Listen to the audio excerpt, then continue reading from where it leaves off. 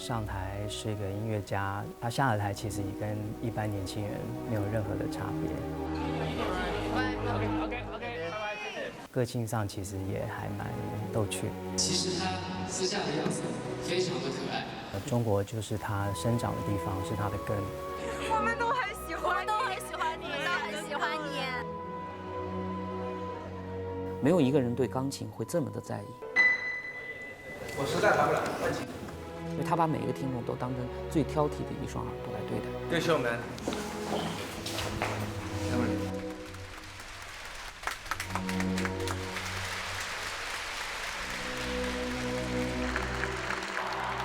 He's a full-grown artist persona, and he has a very strong and very good feeling for what he wants to do.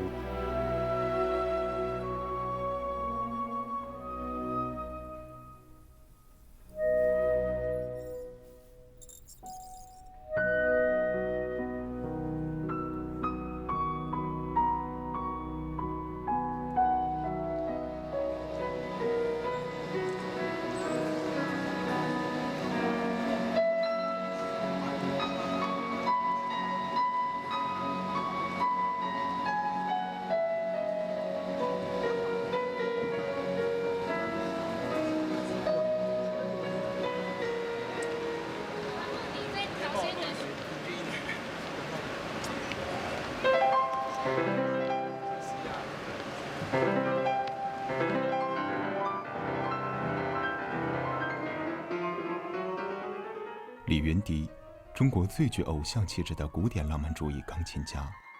18岁获得古典音乐界中最权威的奖项——肖邦国际大赛冠军。这一荣誉使他成为中国家喻户晓的钢琴王子。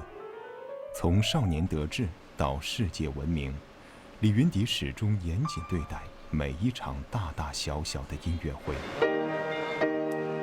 这样，你在这里。因为他去听外场，因为像你在这边听，因为这边听你只能听 monitor 的声音，那外场你是听整个所有观众的声音。那有时候他会在这边听，其实也不见得是外面的人听的声音。再回来一点点，再回来一点点。以前他都在音乐厅不太遇到这个问题。音乐厅大家知道，就是现场弦乐器基本有时候就是没有收音，它就是音场就是很好的嘛，他不需要去 take care 这种麦克风出去要干嘛。可是因为这个是四面台，又是在场馆，所以他们要听这些喇叭声，既不是他在音乐厅习惯听，不是钢琴自己自然出来的。有自然，可是很多更多是透过麦克风或是音响自然出来。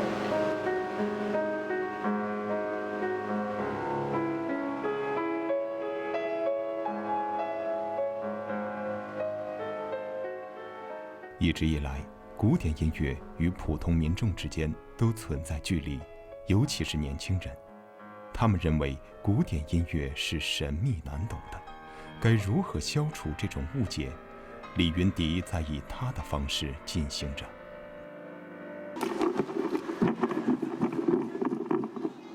好，你尾号是994，7994。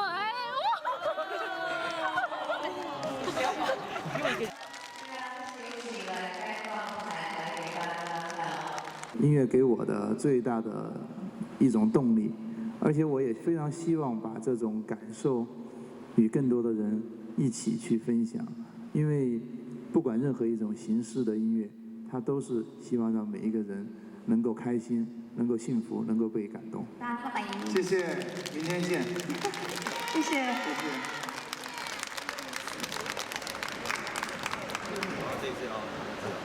因为明天调音老师啊10点就要来，因为他稍微麦拉出来的话，我希望明天和乐团的声音是也用这样的塞档，就钢琴声音从头到尾不要动它的这个。好 ，OK， 这没问题。用一个它的 level 会定，用一个定好，定同样的 level。对。然后明天如果钢琴声比今天的大，那就把乐团再提多一点。可以 ，OK， 好，辛苦啊。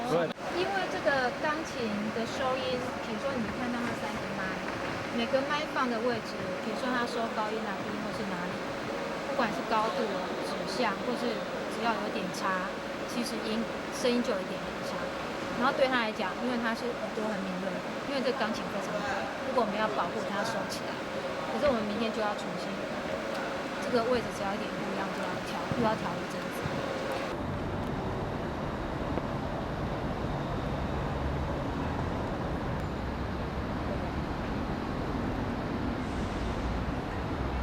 降一下，来铁熊降。广州圣诞音乐会演出当天，歌手张杰出现在彩排现场，他是李云迪邀请来的演出嘉宾。这已经不是李云迪第一次跨界演出了。对，如果是这样的话，我在想，就是说这个地方你的间奏完之后，是不是要再接一个那个副歌？再来一遍这个。对，就是我唱的那个。我们试一下。对，接副歌那个地方。他其实是希望通过自己的一些影响力，让更多人就是记得，他是一个古典音乐家，也希望可以通过某一些方法，包括一些跨界的合作，等等各方面，能让更多的年轻人会慢慢可以因为他的这个影响力，能喜爱上古典音乐。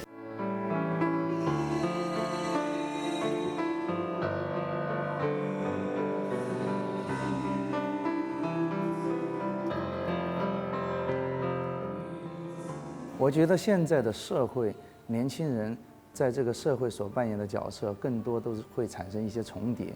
音乐它当然有这个非常清晰的一个分明，比如说古典音乐，比如说流行音乐、摇滚，还有爵士。但是人类生活在这同一个地球上，大家所听到的、所感受到的事物，是基本上是一致的。我觉得大家在这个时代去分享不同的文化、不同的音乐元素，是非常平等、非常自然的一件事情。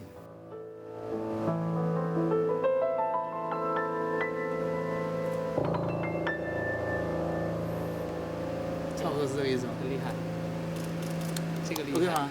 这个厉害。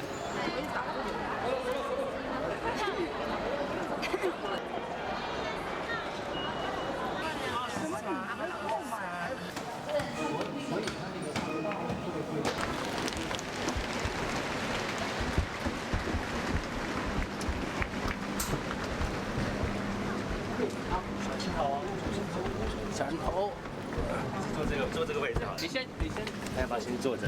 好，我们把几个换上来用不用 ？OK， 几个不用，然后他到这在旁边了。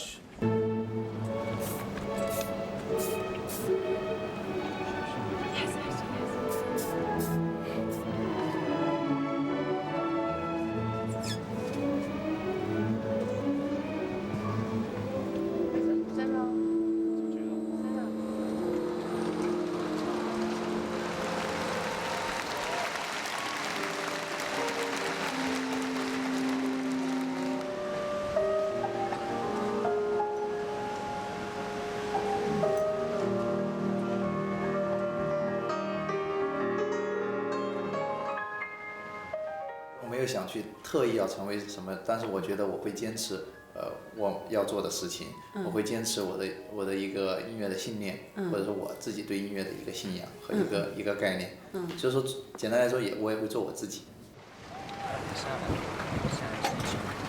就穿这个吗？对对，你们一起上去了，本来是你啊 ，OK， 现在是一起上是吧？好，不收。谱是摆了吗？摆，他们马上摆了。给多一个镜头啊！好，很重，厉害。哎，不是吗？帅啊！一起 together， 一起上吧。OK。谱放好了。好 ，OK， 故事。对他们 stand by 了。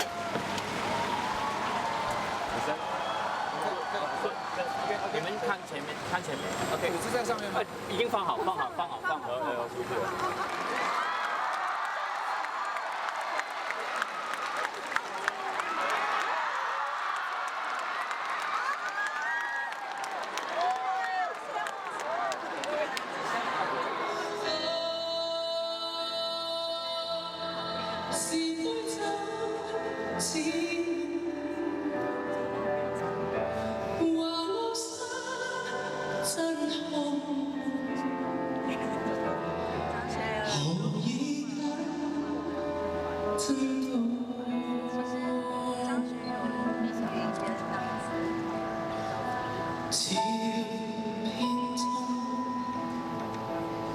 那可以逃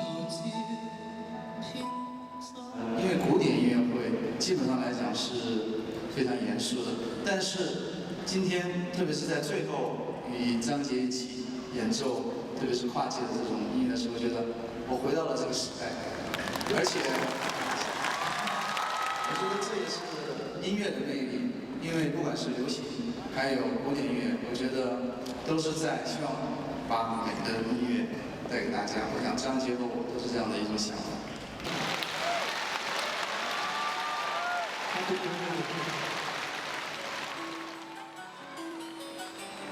就国内其实这个对古典音乐的需求是大家都看到，居然一个古典音乐的钢琴音乐会，居然能在全国各个地方，甚至开到县级市里，而且还都是一票难求，那这简直是不可思议的事情。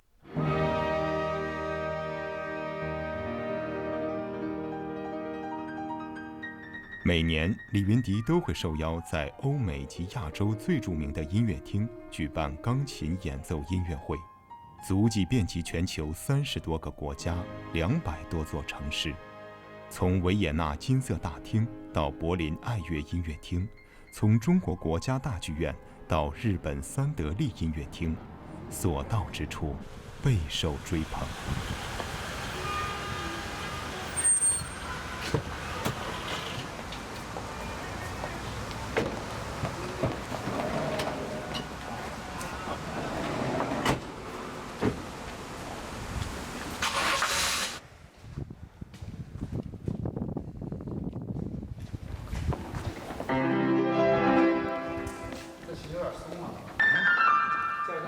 OK， 收到，快点。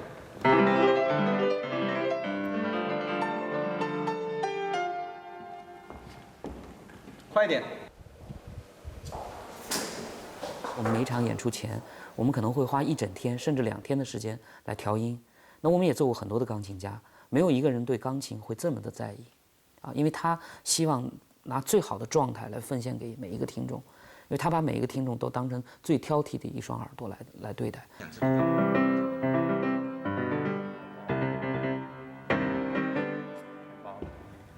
就下不去 ，OK， 就比较飘，就是表面的那种。我们把另外的镜头先推过来，是这样。哪台新一点？这两台？两台一样的。等一下我们推出来，然后你显一下，我再尽量调一下。每次他练习的时候，都会让我到那个观众席每个角落去听一听，声音是不是可以传到每个位置上面去。所以他对这个钢琴的音色要求是非常高的，啊。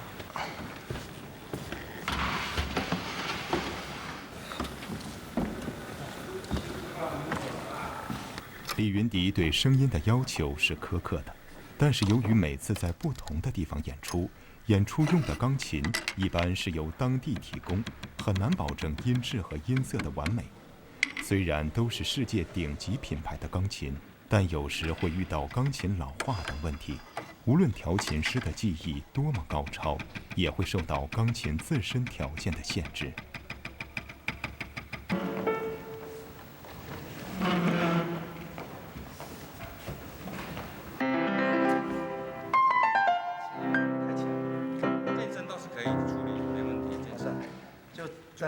对，可能就整个对它那种反馈的感觉，太。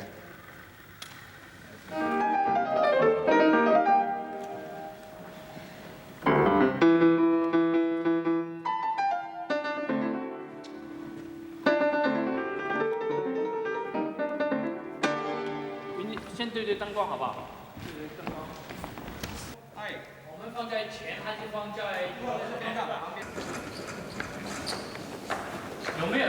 麻烦你有没有多一个档级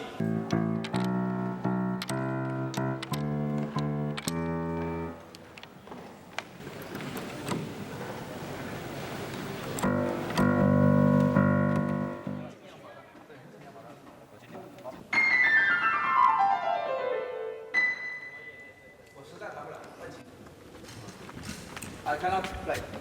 Any other piano? 喂，可以吗？现场备用的钢琴都达不到李云迪想要的效果，无法尽善尽美地为观众诠释音乐，是李云迪所不能接受的。演出时间已近，他把自己反锁在琴房里。Desmond，跟你做一个决定，好不好？因为蛮鸟离开，因为这个是反手，我们3个大。好，我们3个。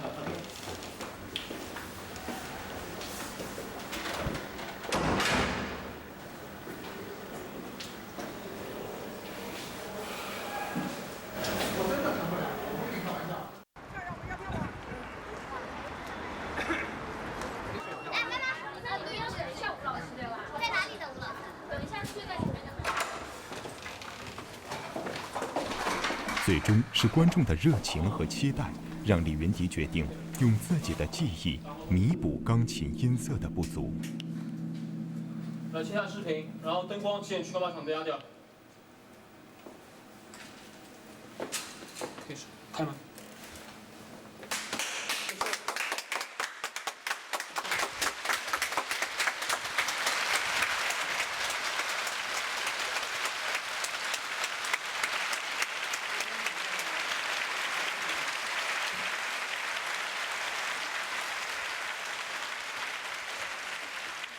经常在演奏的时候会遇到各种各样的难题，这些困扰你是一定要去化解它。而且音乐当中，平时的训练当中就是在不断追求完美，这个过程不会停止，这也影响着我对生活的态度。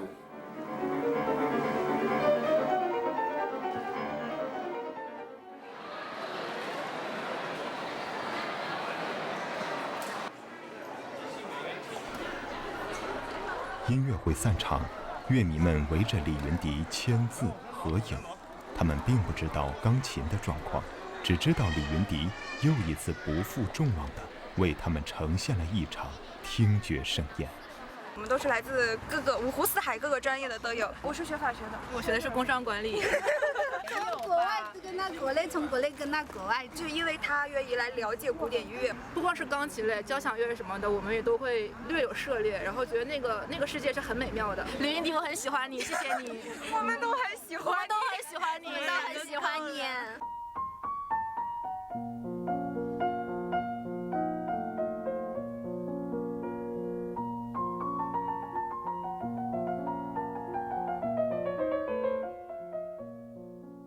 很多人因为李云迪而与古典音乐结缘，而人们又大多认为李云迪与古典音乐的缘分是来自肖邦。我认为是有一种冥冥当中是有一种特殊的一种安排也好，磁场也好。因为从小开始学琴是我自己选的，但是跟肖邦的缘分我不可能自己去选择。17岁参加肖邦比赛。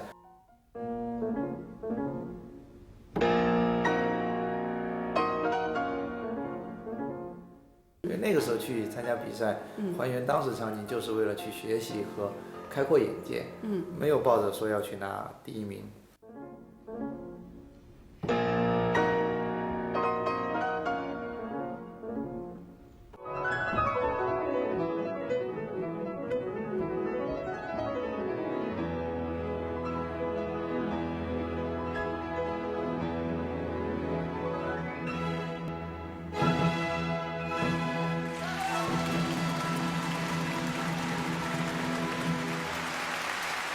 Mam zaszczyt przedstawić ostateczne wyniki. Pierwszą nagrodę otrzymał Yoongi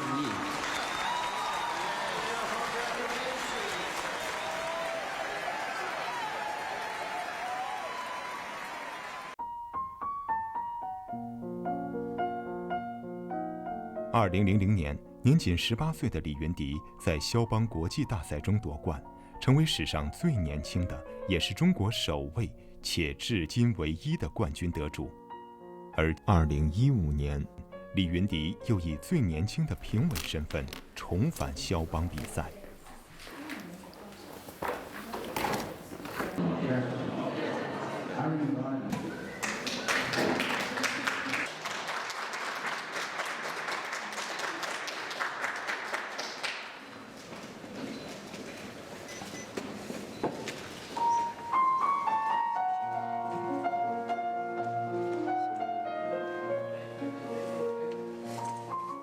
很荣幸去担任肖邦比赛的评委，也算是从最年轻的肖邦比赛获奖者到最年轻的肖邦比赛评委，这应该说明年是15年了，获肖邦奖。肖邦的音乐可以说是见证着我的音乐之路的一个成长，我也见证着我的成长过程。其实去年推出的是贝多芬的这些作品，但是当然在每一年或大部分的时候，我都还是在没有间断的也在演绎肖邦的这些作品。我也跟肖邦的音乐也随着我的成长，也在我的思想，也在我的演奏当中，我相信在不断的在成熟，还是在成长。而且他的音乐，他的感受也是见证着我的每个时期的一个状态。我现在是希望能有更多人去了解到肖邦的音乐，而且我认为他的音乐会给每个人带来更多的快乐和感动。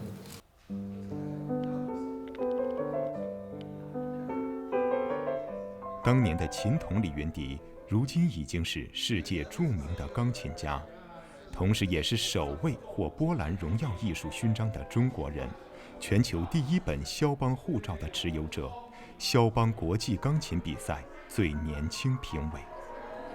李云迪内外兼修的古典浪漫主义气质，也使他成为时尚界和商业代言界炙手可热的人物。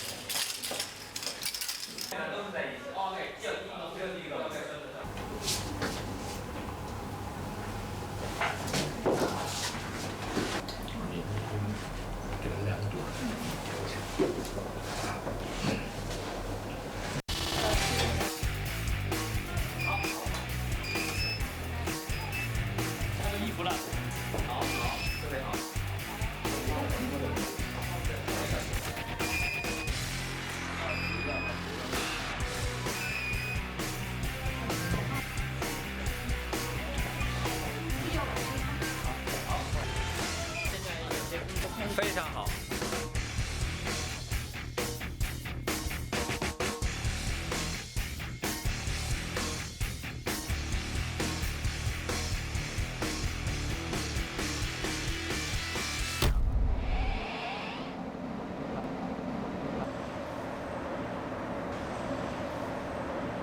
云迪一直以来在做巡演，其实都非常的受欢迎。那我们这次的巡演其实有一些突破，除了做剧院的演出的巡演之外，其实今年我们也尝试了做在场馆大型的演出，跟管弦乐团。结束以后开始。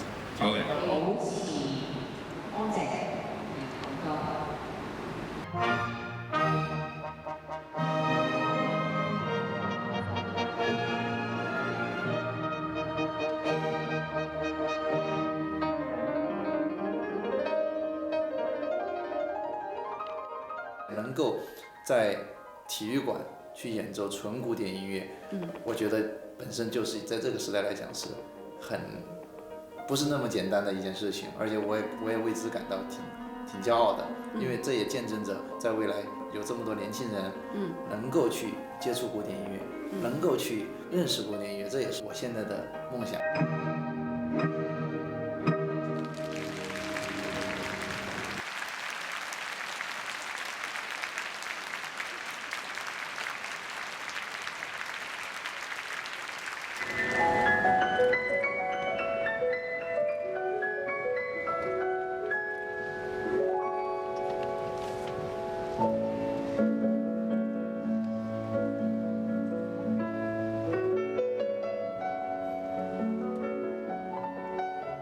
其实我在国外巡演的时候，大部分我会在加演的时候，也会加演一些中国的作品，然后反响都非常热烈，而且我也非常期待在未来有更多好的中国作品，能够把这些作品带到国外去。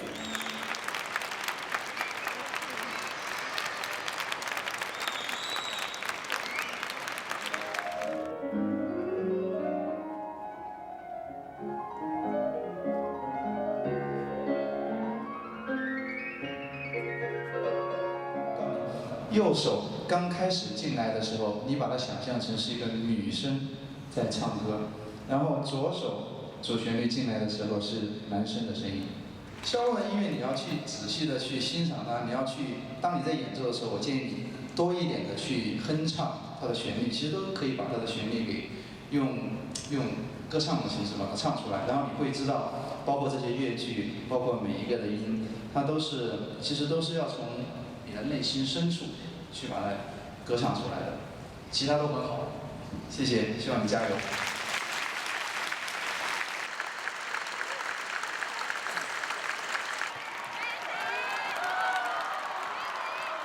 对于云迪未来的发展，我觉得他一直致力于音乐的教育上，那这个他都一直带给这边中国的学琴的孩子们，其实都有一个非常积极向上、正面的一个形象。那这个云迪会一直做下去，那我们也从唱片公司的角度也一定会支持，继续的支持他。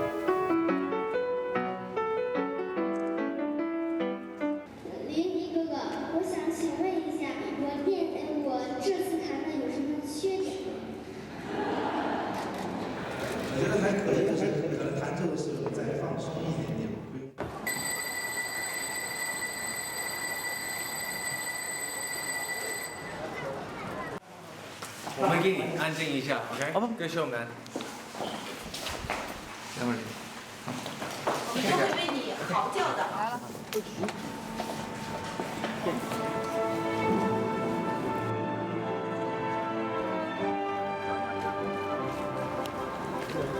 然后你上扫把。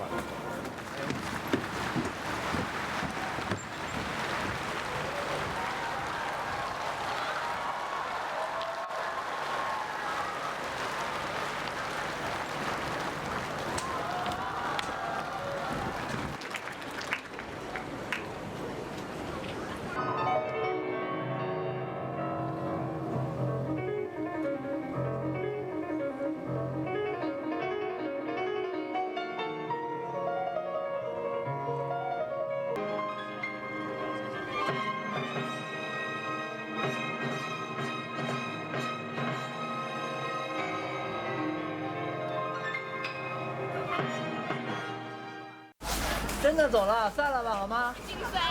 天太冷了。刚刚云迪已经走了，云迪已经走了，云迪已经走了。悲唱的时候好像是真的流泪了。谢谢云迪给我们带来这么好的音乐。力哥哥么么哒。晚安。